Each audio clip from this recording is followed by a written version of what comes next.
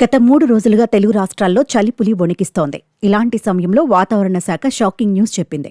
నైరుతి బంగాళాఖాతంలో ఏర్పడిన అల్పపీడనం మరింత బలపడుతోందని పేర్కొంది. మరో 2 రోజుల్లో తమిళనాడు తీరం వైపు వెళుతుందని తెలిపింది. దీంతో ఇవాళ రేపు తమిళనాడు, రాయలసీమలో చాలా చోట్ల భారీ వర్షాలు కురుస్తాయని ఐఎండీ తెలిపింది. ఇక కోస్తాంధ్రలో భారీ నుంచి అతి భారీ వర్షాలు కురుస్తాయని 19, 20 తేదీల్లో కోస్తాంధ్రలో అక్కడక్కడ భారీ వర్షాలు కురుస్తాయని ఐఎండీ తెలిపింది.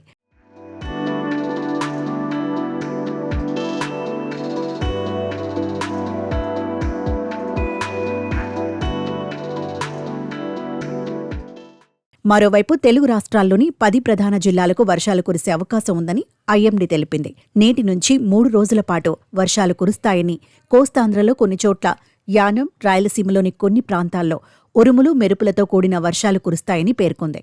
దీంతో ఆ ప్రాంతాలకు ఎల్లో అలర్ట్ జారీ చేసింది. అటు ఏపీలోని కోస్తా జిల్లాలో, మరీ ముఖ్యంగా ఉత్తర కోస్తా జిల్లాల్లో వర్షాలు పడే అవకాశం ఉందని విశాఖ వాతావరణ కేంద్రం డైరెక్టర్ తెలిపారు.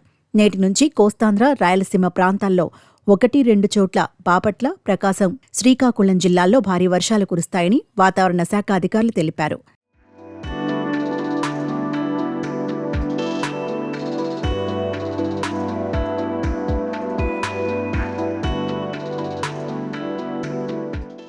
బంగాళాఖాతంలో గాలి వేగం గంటకు 35 కిలోమీటర్లుగా ఉందని, ఏపీలో గంటకు 14 కిలోమీటర్లు, తెలంగాణలో గంటకు 11 కిలోమీటర్లుగా ఉంటుందని తెలిపారు.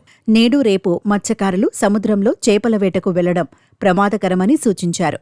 ఉష్ణోగ్రత తెలంగాణలో పగటి వేళ 29 డిగ్రీల సెల్సియస్, ఏపీలో 28 డిగ్రీల సెల్సియస్ ఉంటుంది. తెలంగాణలో రాత్రివేళ 19 డిగ్రీల సెల్సియస్, ఏపీలో 23 డిగ్రీల సెల్సియస్ ఉంటుంది. అయితే ఏజెన్సీ అటవీ ప్రాంతాల్లో ఉష్ణోగ్రత తక్కువగా ఉంది. తేమ తెలంగాణలో 50%, ఏపీలో 80% వరకు ఉంది.